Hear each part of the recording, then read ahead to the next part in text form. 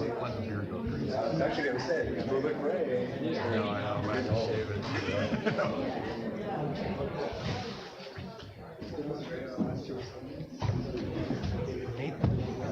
Oh, okay. So he wanted, I guess, meet him, get up, and then we Oh, yeah. Wordsworth, perfect.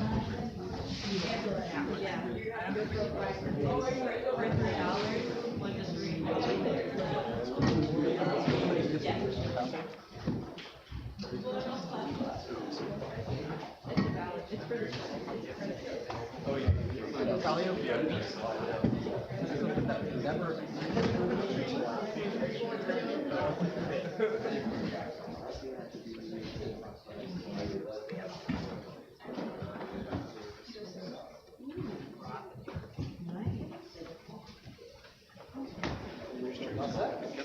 Just hit that touchpad, hit stream, it'll stop when I send you a URL to it.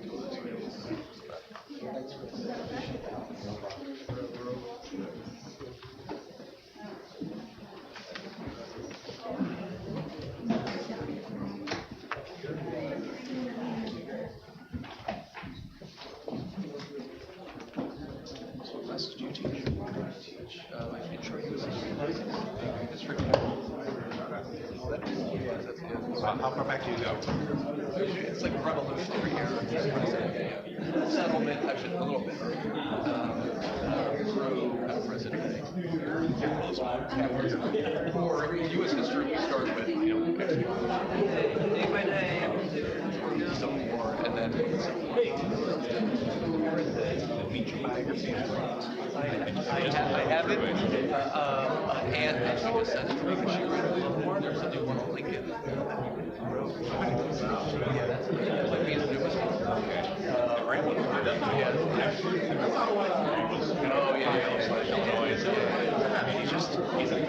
He's worth like a Midwestern, humble man, also sturdy. It was that era of like Golden Age progressive. From that New York, turning away from the South.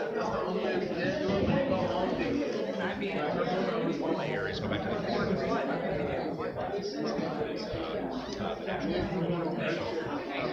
I bumped into scholarship about a bunch of they were called the Neoscolastics.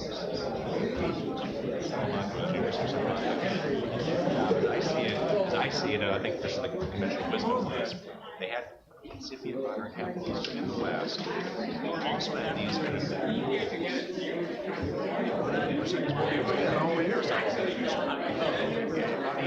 How do you justify theoretically?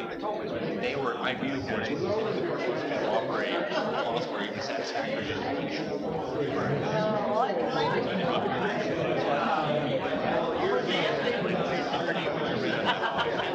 Years ago, conference, and it was about a couple of years of higher education. And one of the years I took and I was able to kind of give a nod to the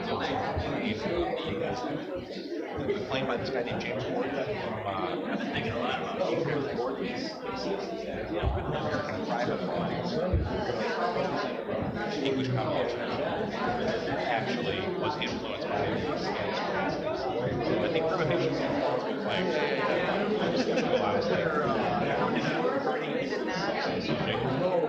say I'm moderately persuaded. Oh, it's like, hey, you're a scholastic folks. Influential to us English people. You write them down to this side. Americans, we don't typically trace Americans Anyway, but just have a student. Also, right now, but also need like another barrier sociologically to us. Really fun class. So teach that, I teach The modern civil rights movement, or but I do the history of civil rights and my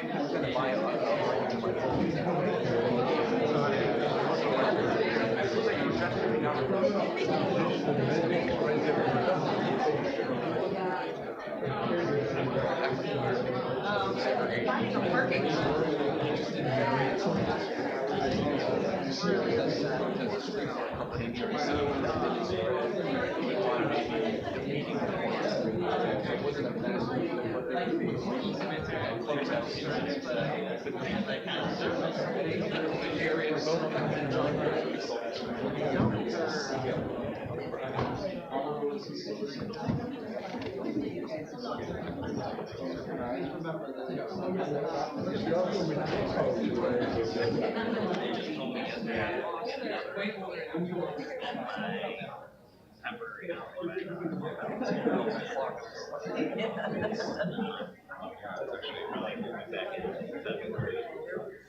Obviously, an hour ahead.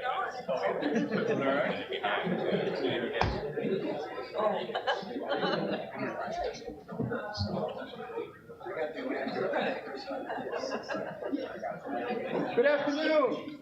On behalf of Adrian College's George Romney Institute for Law and Public Policy, welcome to today's debate titled, Is Speech on College Campuses Free Enough?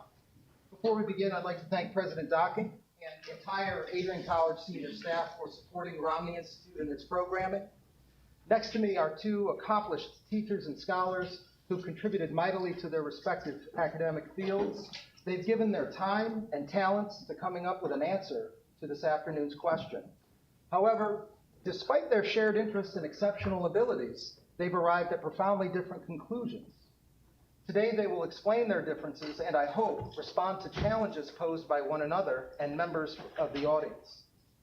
Arguing that there is not enough free speech on campuses will be Professor Lee J. Strang of the University of Toledo College of Law. Professor Strang earned a Juris Doctorate degree from the University of Iowa College of Law before going on to a Master's of Law degree at the Harvard Law School. Professor Strang is an award-winning faculty member, a respected legal theorist, and a prolific author in the field of constitutional law. Arguing the other side of the question is Adrian College's own Professor David Goldberg.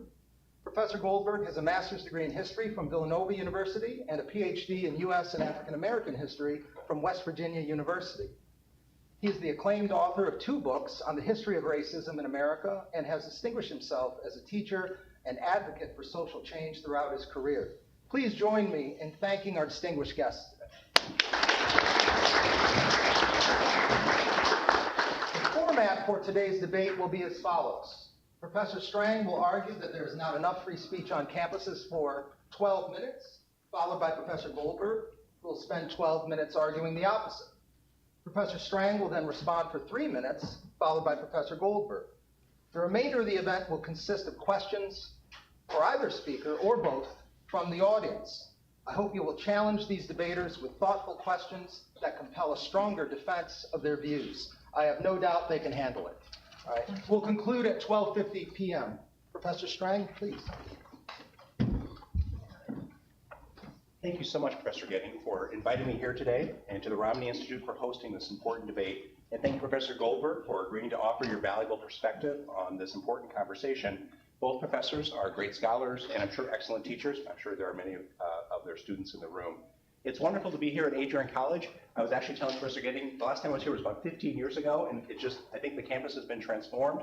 And so it's a beautiful campus. Your academic reputation is really good, so it's wonderful to get a chance to engage with you all in a scholarly forum.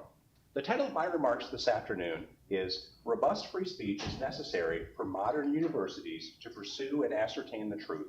I'm going to tell a story about the evolution of the American university and how recent attempts to silence speech are a fundamental attempt to actually reorient the university, the Western University, back to its origins in the mid-13th century.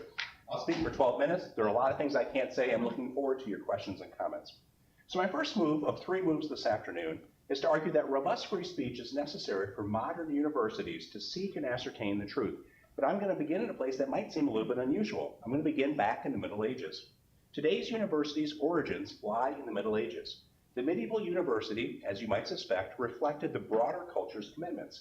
Europeans in the Middle Ages shared essentially the same answers to the most important questions of life. Is there a God? What's his relationship to me? What's my purpose? How should I treat others? In this culture, there was a generally recognized truth and a generally acknowledged way for ascertaining what that truth was. Consequently, in that university, theology, the discipline of theology, was the main discipline. It was the master science that governed all the other disciplines because theology was the key science that had the clearest and most reliable access to big T truth, because everybody in that political community, everybody in that university believed in those theological answers. And so theology identified what roles each discipline played in those universities during that time period. In fact, theology's organizational role for the university curriculum provided the unity that's reflected in the name, the etymology of the name of university. For good and for ill, that's not today's university. For a host of reasons, Western society fractured. I'll just mention two. First, religious pluralism was introduced into the West in the Reformation and has expanded greatly since then. Second, the rise of modern science in the 19th century, including in particular evolution, made it possible for one to be non-religious and to have plausible explanations for many important phenomena in the world, like the origin of human beings. Our situation today is therefore one of deep pluralism and for the foreseeable future. And this means that our culture has no consensus on the truth, how to achieve it, or how to evaluate truth claims. Think, for example, of our society's interminable debates over abortion. You know, Michigan, just like Ohio, had a recent debate over a constitutional amendment to abortion, and Michigan, like Ohio, is divided not exactly evenly, but relatively evenly between people who are pro-life and pro-choice, and there's not a lot of persuasion going on. So in sum, our culture, there is no consensus that is likely to undergird what was going on during the medieval period. So in this environment, the modern university took shape in the 19th century. This university cannot organize itself around one particular discipline's claims, especially theology's claims of access to the truth, because there's not a generally recognized truth. There's no generally recognized means of accessing the truth or the criteria for it. Instead, and here's my key point about modern universities, specific disciplines, utilizing their own standards, evaluate the work done in that and only in that field. This modern university first arose with the University of Berlin in 1810, came to the US and the Johns Hopkins University in 1876, and has since spread throughout the United States. Today's modern university, therefore, and this is my argument, is a place of constrained debate. It's a debate because the participants in the debate, both metaphorical and real, attempt to persuade each other of the truth of their claims. The debate is also constrained because the participants, as ongoing participants in this university debate, may not take action that violates the integrity of the other participants. These debates are not the kill-them-all clashes like the wars of religion in the 16th century, the 20th century's ideological battles between fascism and communism and freedom, or the religious conflicts occurring in the Middle East today. Instead, modern universities are places of constrained debate. The debate is vigorous and heartfelt, but respectful of the participants' integrity. So how does this relate to free speech? In order for the modern university's constrained debate to be successful, the participants need to be able to use all of their arguments to argue with their interlocutors in the debate. They need to be able to raise arguments, rebut claims, and respond to counterclaims, regardless of whether these arguments are welcomed by the other participants in the debates. And that's why, at the very same time modern universities were created in the late 19th, early 20th century, the American Association of University Professors, which is the association that I think probably all of us belong to in one level or another, articulated its 1915 Declaration of Principles of Academic Freedom. And this declaration was in response to a famous attempt to squelch academic freedom. The AAUP declaration stated, quote, "In all of the domains of knowledge," in other words, in all of the disciplines in universities, "the first condition of progress is complete and unlimited freedom to pursue inquiry and publish its results." So in sum, the modern university needs robust free speech in order for it to be able to seek and pursue the truth. That, more or less, I think, is descriptively accurate about how American universities operated up until very recently. This leads me to my second move this afternoon, where I show that speech is restricted in modern universities. I think you can ask almost any faculty member, any student, or any parent who has children in universities, and they'll tell you that free speech is stifled on university campuses. And this is widely supported by the empirical literature. According to the authoritative FIRE, the Foundation for Rights in Education, free speech study, over a quarter of students say they self-censor their classes often or very often. A substantial majority regularly self-censor themselves. Student opposition to allowing controversial speakers ranges between 57 and 72%. More than 45% of students think that physically blocking other students from attending speech is acceptable. And more than a quarter of students say that using violence is acceptable to stop campus speech. Numerous non-ideological and nonpartisan groups have been created recently to protect academic freedom, and the creation of these groups shows that people from a wide variety of viewpoints recognize that free speech is under threat. My own view, and I'm happy to have different views articulated, is that threats to free speech on campus are patent, they're obvious, so I'm not going to belabor that point. Which leads me to my third move, which is to explain that the primary justifications for restrictions on speech that are occurring, that was my second move, does not justify squelching academic freedom. So back in 1915, when the Declaration on Academic Freedom was issued, the major threat to academic freedom was external to the university, such as donors telling the university, I don't like what that professor is saying, I'm going to cut off my funding unless you fire that donor. Today, the key threats to academic freedom on college campuses are from faculty and students who claim that their arguments made within academic freedom, the arguments themselves, the academic freedom itself, is harmful to students. This threat goes by, I think, different labels. One common label that's out there is wokeness. I don't necessarily think that that's a satisfactory label, but I think people will understand what I'm referring to. There are two key characteristics in particular that I want to identify. First, this ideology divides up the world into a Manichaean struggle between the oppressed and the oppressors. And the corollary is that existing societal commitments, such as free speech, are structures of oppression for the oppressed. So administrators, faculty, students who want to suppress academic freedom as a way to lift up the oppressed. Second characteristic, as described by Freddie DeBoer, wokeness centers on the idea that the personal is the political in the heart of all politics and treats political action as inherently a matter of personal moral hygiene. Woke isn't something you do, it's something you are. What this means in the college campus context is that a person who disagrees with you isn't just saying something wrong, what they are is in fact bad. In fact, their bad speech should be suppressed so that way that bad person is punished for their bad speech. Faculty and students who believe this ideology limit and punish speech in ways that some of you may have experienced. The professor may shut down a student comment in class, the university may require a faculty applicant to sign a DEI loyalty oath, or the university makes a faculty member include a variety of DEI statements in his or her syllabus. Whatever the method, the result is clear. Free speech on campuses is limited. How much time do I have left? 3 minutes. Okay, good. So this is where I get to the payoff. If you agree with my three prior claims, then you should also agree that these are not sound reasons, the ones I just gave earlier, are not sound reasons to suppress free speech on college campuses. My first claim was that the United States is a pluralistic country where Americans disagree about what the truth is, including in particular whether one person's truth claim is harmful to another. My second claim was that as a result of this pluralism, modern universities are places of constrained debate where participants have robust free speech to make arguments as they see fit to seek and secure the truth, including arguments that other participants find offensive. And third, the suppression of free speech is in fact occurring. So therefore, the conclusion is that the suppression of free speech is unjustified within the modern university.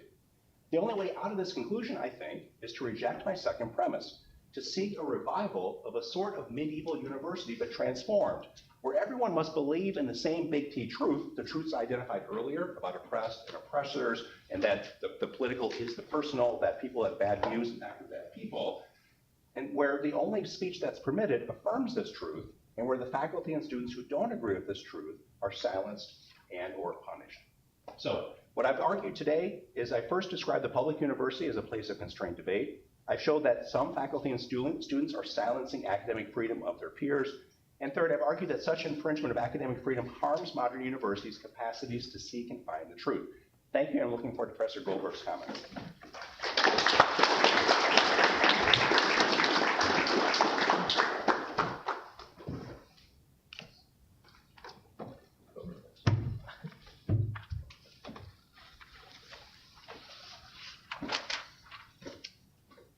Thank you, Professor Strange, Nathan, for putting on this great event, students, staff, senior administrators, thank you all for coming. And thank you for your thoughtful and really insightful comments. I'm going to be arguing somewhat the opposite, and my argument essentially is that DEI, which for those you don't know stands for diversity, equity, and inclusion. These are really kind of three separate ideas and priorities. Diversity speaks more to kind of the demographics of a given space, whether it's a classroom, place of employment, the public square. Equity is a recognition that people, and I think this is backed up by history, people start from unequal beginnings.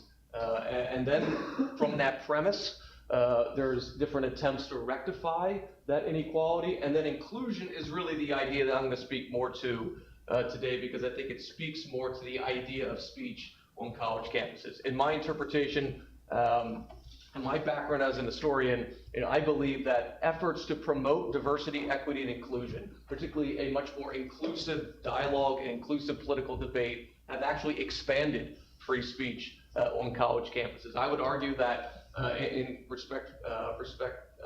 contrast to the respectful comments that Professor Strange argued, that college campuses today are more free when it comes to the types of vigorous debates, the discussions we can have. And it's really because academics beginning in the 1950s, 1960s, 1970s began to recover and to highlight the experiences of those who were typically or historically silenced. African Americans, women, sexual minorities, immigrants, laborers. If you look at the way in which history was written prior to the post-World War II period, it tended to only highlight the experiences and triumphs of generals, military figures, politicians, presidents, so the everyday lives of regular people, and not just when it comes to racial, ethnic, and religious minorities, which is people who don't make those identities a part of their everyday life or don't highlight those in really kind of specific and complicit ways. Their lives were silenced and erased, and in my opinion, that has a harmful effect on how college classrooms are run when it comes to discussion. So what happened in the 1960s, a whole host of scholars began to speak about controversial issues: slavery, Jim Crow segregation, efforts to block women from the right to vote, all of these things that have been either amended through our Constitution or laws that have been rolled back because of the hard-fought efforts of activists who, through their speech, through their actions, helped contribute to not just a more free society, but they had influential efforts in the college classroom itself, and the way in which professors and students engaged in college classrooms in the 1940s or before was a much more there was a much more kind of hierarchical, or I would even say kind of authoritarian approach to knowledge, where you would be lectured at, you would passively take notes, kind of what we're doing today, talking at you for this portion of the debate, and you would be kind of a passive receptor of knowledge. There's very little rigorous debate or discussion in which students could contribute, bring in their backgrounds, their experiences to those debates. But when historians, I'm a little biased in this, historians, legal scholars, literature scholars, political scientists, those in the humanities and social sciences began to, through the empirical method, recover those experiences, talk about the obstacles and barriers that enslaved people had, those who were affected by the forces of segregation. Suddenly their voices became part of the dominant narratives, or a part of the dominant narrative, in particular of American history and world history. Before that, you didn't have a really inclusive or democratic and free type of speech. We were either ignoring those backgrounds of those people because of the slanderous and prejudicial views that upheld those systems, whether it was enslavement, whether it was segregation, whether it was kind of the sexist hierarchies that regulated the lives and opportunities of women and other folks within society, the unwelcoming prejudiced views that were placed upon new immigrant groups. That was a way in which we had silenced debate, not just in society, but that transformed into the college classroom. The first historians wrote books, for example, that spoke about slavery as a positive good. There was a whole school of thought called the Dunning School, for example, which we as historians still wrestle with, we still deal with as part of the historiographical or scholarly literature. So we're not really silencing debate by not kind of giving that interpretation as much attention or as much discussion as maybe we have to more modern historians, but they're building off the work of these previous scholars. But in the process, we have been contributing to a much more inclusive dialogue. So when, for example, students are able from different racial, ethnic, gender backgrounds to see themselves in these debates, when we speak about race, not just in terms of white people, or gender, not just in terms of men, women, racial minorities, all groups of students are able to contribute to these discussions because they see themselves in the past. And in turn, student activists, for example, in the 1960s, part of a tradition called the New Left, when they were sitting in on college campuses like Columbia, Harvard, a lot of this activism tends to come from people from somewhat privileged backgrounds who, to a degree, see the gap between those who have a lot and those who don't have as much. A lot of the activism came on those campuses, not just to address issues of race, class, and gender, but to reconfigure the way in which the college classroom was run. So there was a link between the new literature that was looking at life from the bottom up, rather than just simply from the top down, and a demand that college classes, I know this is the way I teach my classes, they are more discussion driven. I try to incentivize and bring out the viewpoints and backgrounds of students, which it's hard to get students to feel comfortable speaking about controversial subjects if you don't promote what it is DEI intends to do, which is to promote an inclusive environment that respects the opinions of all people who have historically not been represented in scholarship or in the way in which scholarship is presented to students in college classrooms. That's why I argue that college classrooms today are just as, if not more, free, because they're including people and voices and interpretations and their triumphs and achievements. But sometimes there is a critique, for example, when you teach American history, that if you're talking about racism or injustice or discrimination or sexism, that you're providing a negative bash America view of the American past that makes people feel uncomfortable or hurts people's feelings. I would argue that an unwillingness to do so makes other people who are left out of those conversations more hurtful, because those narratives do impact public policies. Jim Crow, the architects of Jim Crow, the architects of the slave system, recognized the way in which language could be weaponized to create, to maintain, and to defend those systems. Language isn't this apolitical space or this apolitical idea that doesn't impact laws and policies. I give this example in my classes all the time. If you were an enslaved person in 1861, you were called a slave. If you ran away and you entered into Union lines, Unionists tended to call you a contraband, meaning confiscated property. Then you may be enlisted in the quote-unquote colored troops of the Civil War. You were called a soldier. Then you were called a freed person or freedman in the aftermath of the Civil War. The one word you were never called was a citizen, because each of those words implied a different legal and political state of being.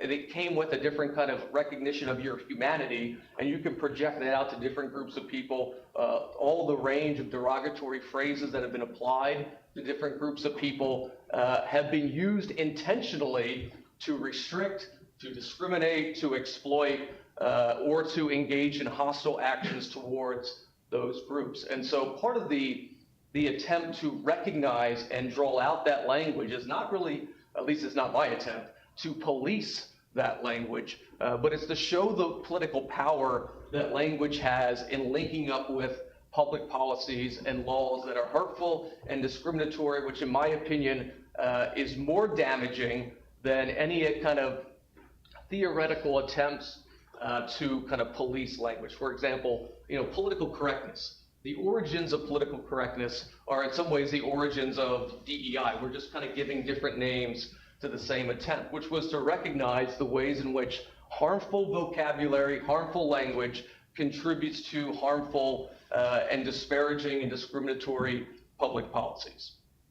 At its root, though, it's an attempt to treat people compassionately and kindly and in a humane way. So recognize their humanity so that you can't, in an instinctual way, refer to people, as has been done in the past, in very derogatory ways. Beyond that, though, it's an attempt to have a much more inclusive and well-rounded conversation. The one part, I think there's a lot of parts of agreement that we have, particularly when it comes to promoting free speech, is that there are a lot of places on college campuses today where free speech is under assault.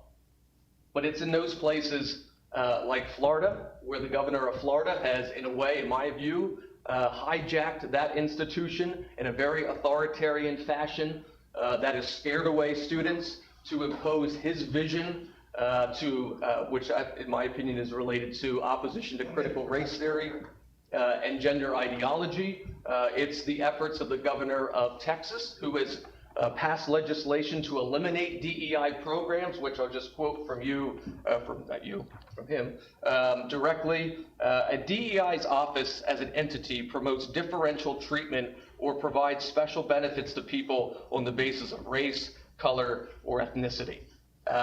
It does not, that in my opinion is not what these offices and these programs are about. Instead, it's to recover, it's to include and to promote people who in the past have not been included, promoted, and given an opportunity to relay their viewpoints and their experiences. And it's also a way to, and particularly the governor of Florida, Ron DeSantis, believes that talk of gender ideology harms children. To me, that means that you're only talking about white children, because I don't know the harm to a black child in thinking about how they've overcome, or generations of black Americans have overcome slavery or segregation. And so again, as my final point, DEI is an attempt, the promotion of diversity, equity, and inclusion is an attempt to promote an expansive and more inclusive conversation so that we can have a much more intellectually informed discussion of challenges that persist related to those that historians in the 50s and 60s were trying, and I should say other scholars, sorry, were trying to overcome. Thank you, Professor Goldberg. Lang has 3 minutes to respond. Sure, if it's all right, I'll just stay sitting. Sure. Well, I really appreciate Professor Goldberg's comments. I'll respond to 2 points that I took Professor Goldberg to make. So one was, he often made the claim that DEI is providing a lot of value, and that I think the implicit successor claim would be, and it outweighs any of the negative consequences. So I guess I don't view the argument that I made today as being against at least the conception of DEI that Professor Goldberg put forward today. So if a historian is talking about aspects of American history, and there are many in which black people, for example, were mistreated, and you gave the example about different labels for people, that seems entirely appropriate within that discipline.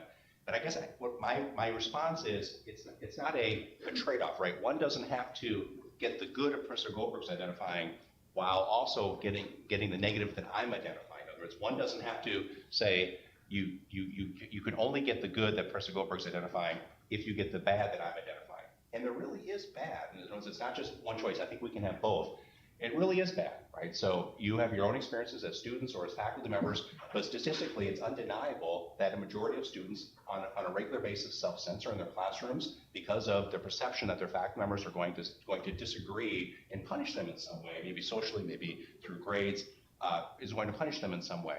A vast majority of students want to censor speakers that come to campus, and that doesn't come out of nowhere, right? That comes from people being raised with the perspective that viewpoints with which I disagree, not only are those viewpoints wrong, the people who say them are bad, and we need to exclude the contagion of those bad viewpoints. So I don't think it's a choice between one or the other. I think we can have both the value that Professor Goldberg was identifying, along with the value that I'm identifying, which is the commitment to robust free speech to allow discussions among historians, amongst a historian in his or her classroom as well. Professor Goldberg had not responded, I think, to what I perceive as in fact the harm that in some instances DEI motivation, but in other instances just what I would describe earlier as woke motivations for suppressing speech.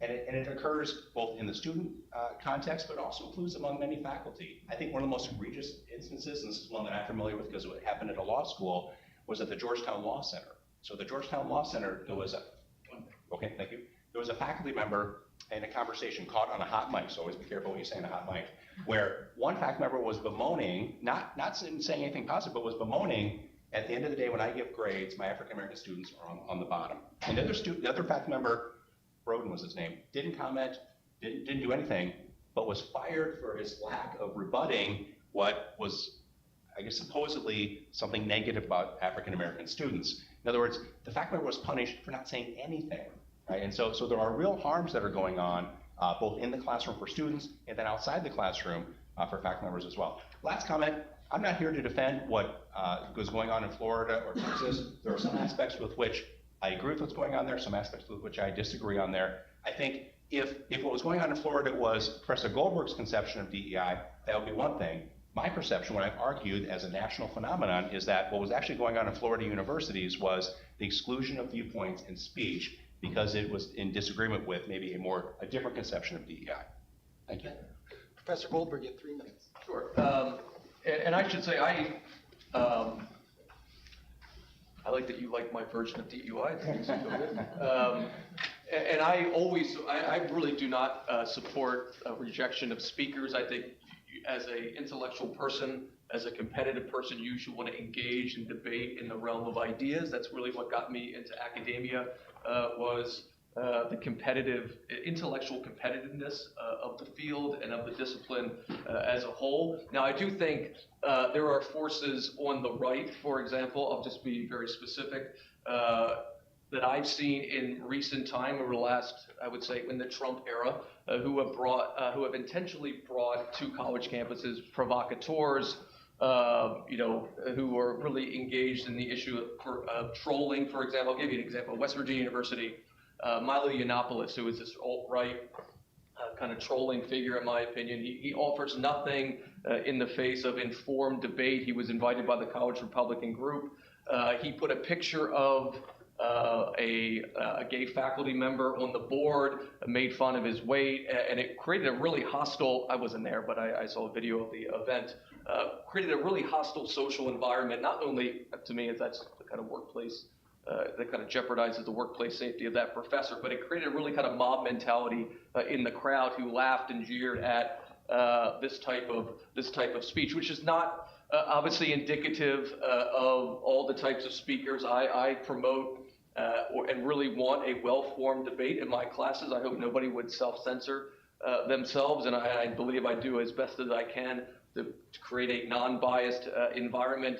But the opposition, the opinion that I will hold on to is that the opposition to DEI as an attempt to create a more inclusive space is more an attack on free speech than the types of conversations that DEI offices and efforts are trying to promote. And I think what's happening in Florida and Texas is much more institutional forms of suppression than maybe some of the examples that Professor Strange gave.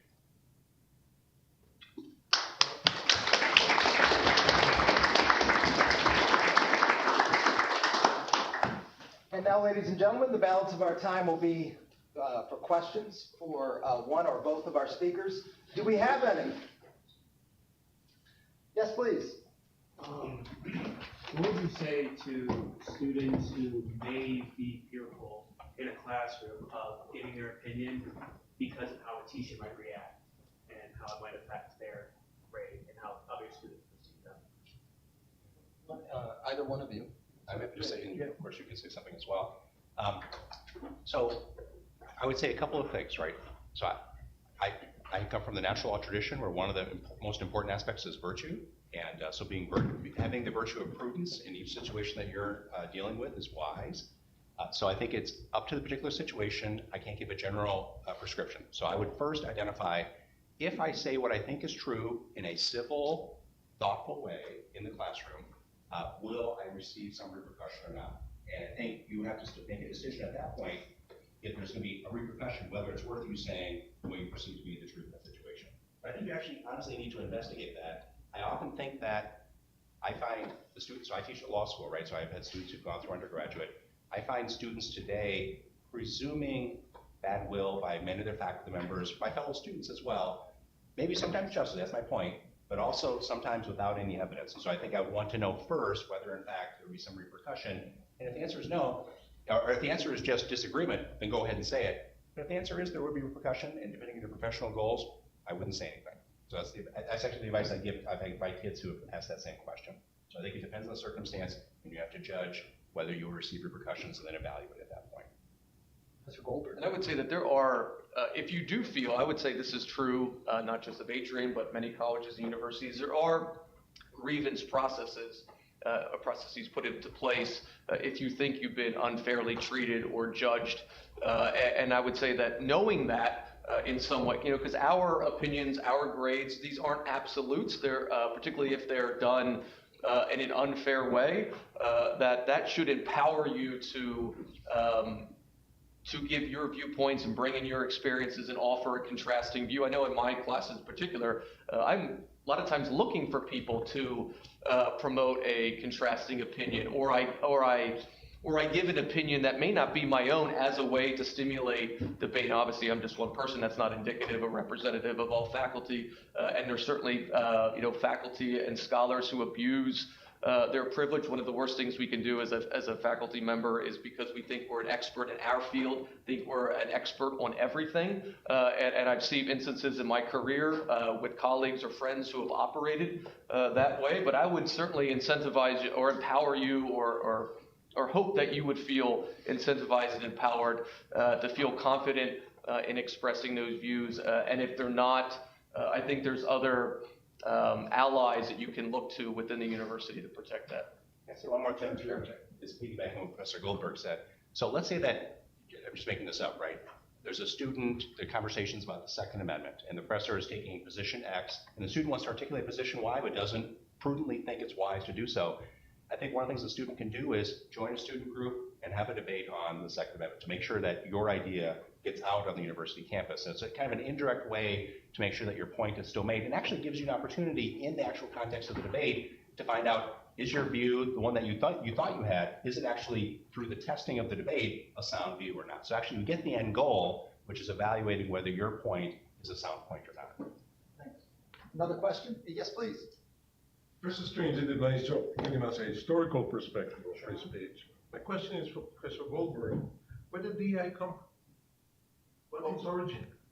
So DEI grew out of like multicultural studies offices. So the acronym, the word, is really an outgrowth of older processes and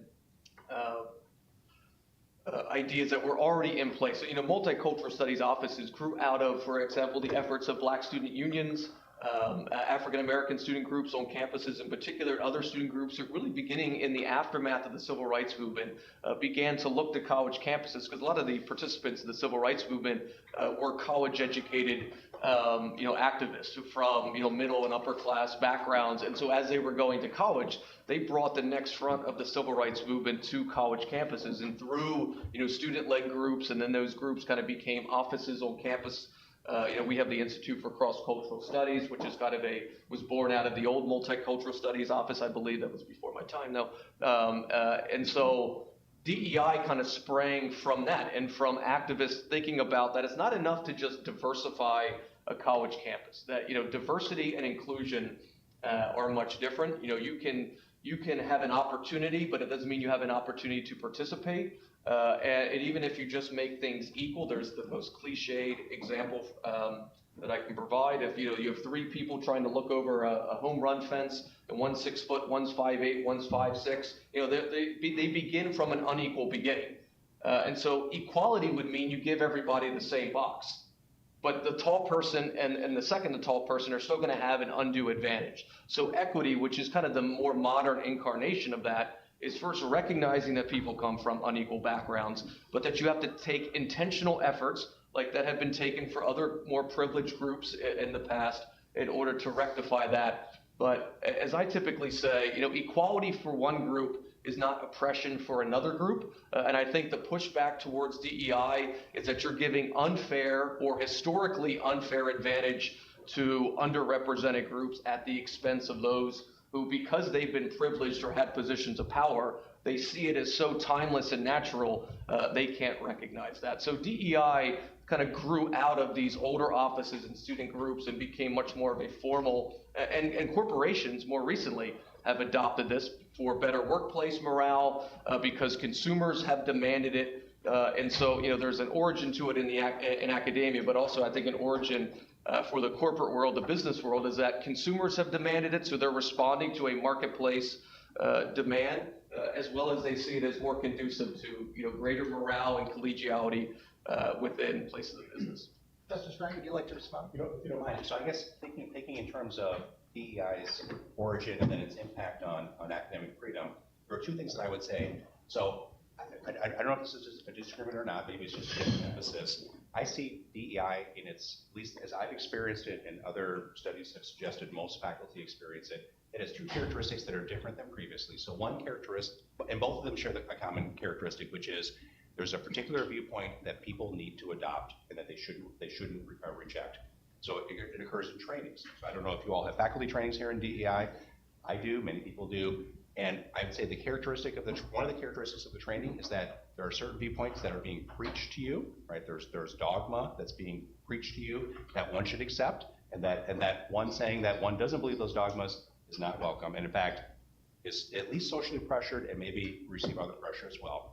Second, in response to DEI movements, there have been many faculties, many colleges, many universities have adopted DEI statements, which are statements of principle to which every member of the community is supposed to adhere to, whether they agree with it or not. I'll give you one example. My law school, which is a public university, which my view should not take stands on controversial public issues, adopted a policy saying that the United States is a structurally racist country and identified legal education, what I'm supposed to be doing, as the tool to right that structural racism.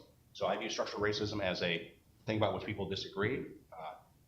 There's lots of different viewpoints on it, and that a public university shouldn't adopt a position on that. But now, instead of my job being to train people of a wide variety of viewpoints how to be excellent lawyers and pursue whatever professional paths they want to, I'm supposed to be teaching people that there is structural racism and that you're supposed to use your tools of professional competence to rebut that. So I take it to be a statement of principle that's forcing people who have a wide variety of views to accept it. So I guess I view there being negative impacts on free speech in a way that previously I didn't see.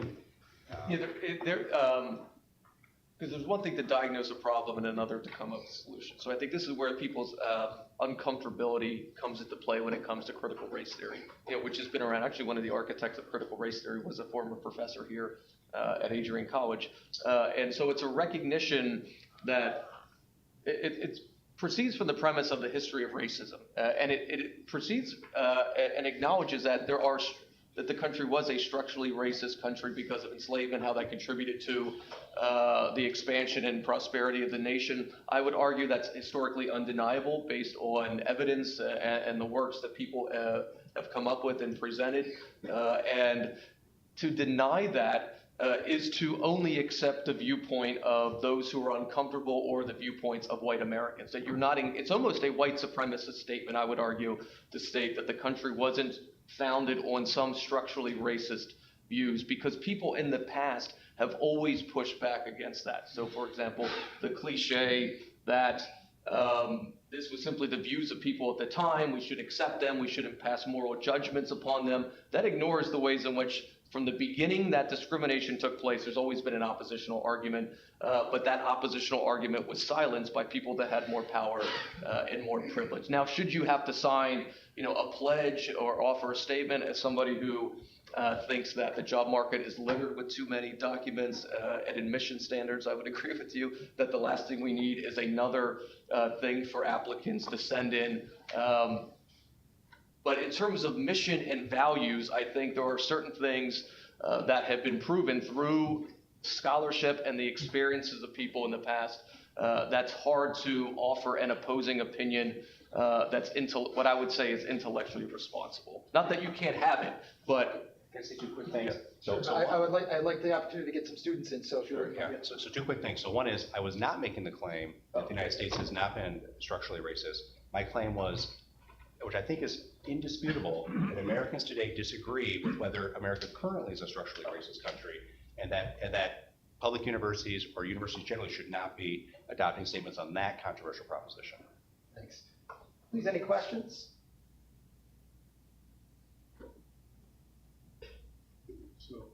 So should they not because it's controversial or because it's unsettled? The fact of the matter is unsettled. So here's my argument earlier, right? That modern universities exist in pluralistic political communities like Michigan, Ohio, the United States. That there are both sociological and theoretical reasons why we can identify many issues about which Americans disagree: gun rights, abortion, structural racism today. and that on those issues where sociologically Americans disagree, and where there are, this is kind of, I'll just say that, where Americans disagree, then I think universities should not adopt positions on those statements. With one caveat, which actually we talked about by email, right? If you're a private university, right, like Adrian College, and you have a particular mission, it could be a religious mission, it could be some other mission. We're Hillsdale College, we're the conservative school, we're the law and economics school, right? I think that's a different story, right? Mr. Goldberg, do you want to respond to that? Could you ask your question again, just so? So my understanding was that we were opposed to public universities taking a certain stance, and I was just trying to identify exactly the justification for that claim, whether it's the mere existence of a controversy or because you think, as a matter of fact, the question is sunset.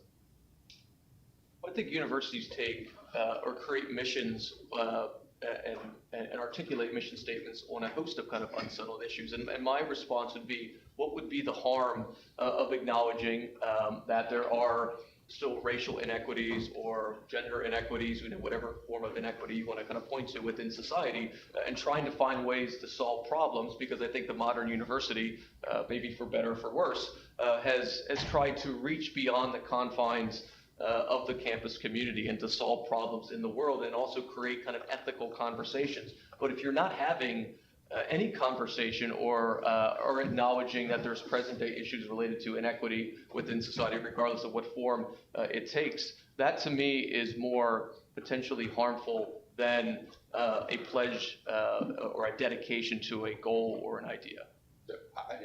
I think one thing what would be the harm? I think the harm is that the Americans' trust of higher education is at all-time lows. There are many reasons for that. One of the reasons is that universities take controversial stands on issues about which a wide variety of Americans disagree.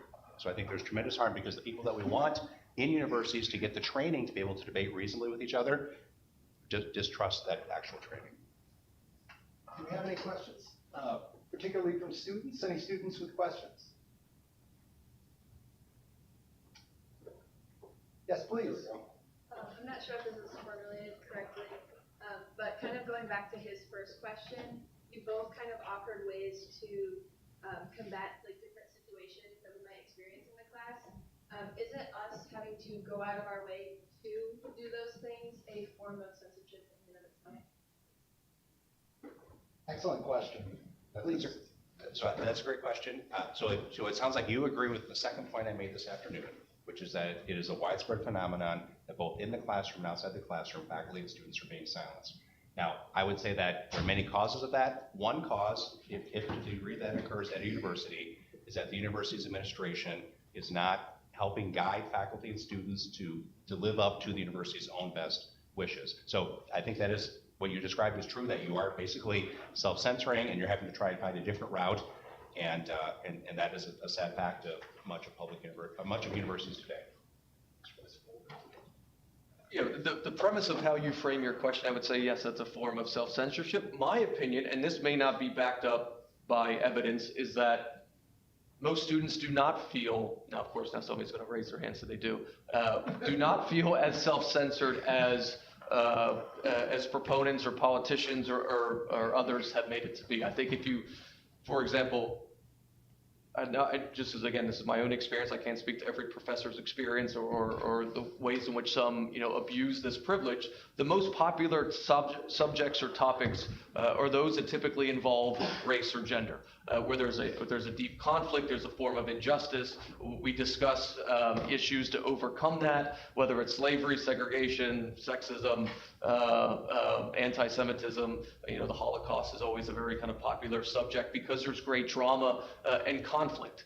That's certainly going to lead people to feel uncomfortable and to have different viewpoints, but I would hope that they would feel empowered to work through them, and hopefully the classroom environment would be conducive to that. But I really can't speak to what everybody is doing. But I think the claims that there is egregious censorship on campuses and conservative students in particular are being silenced and harassed is overblown.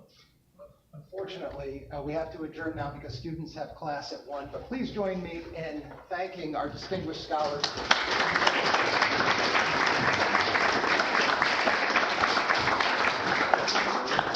Have a great day, everyone. Well, I wish I would have been for class. I was actually a history undergraduate. I love history. I actually thought about doing a history PhD for a long time. It was funny, I thought I wanted to be a law school, and then I wound up mainly because I didn't want to practice law. I didn't realize I like it. Same here, actually. I practiced for a while, and honestly, I love this. That's a golf thing. Really nice to talk again. I wanted to talk a long time about everything that was said. Oh, and then I'm on the lunch. Oh. Ask questions that I don't.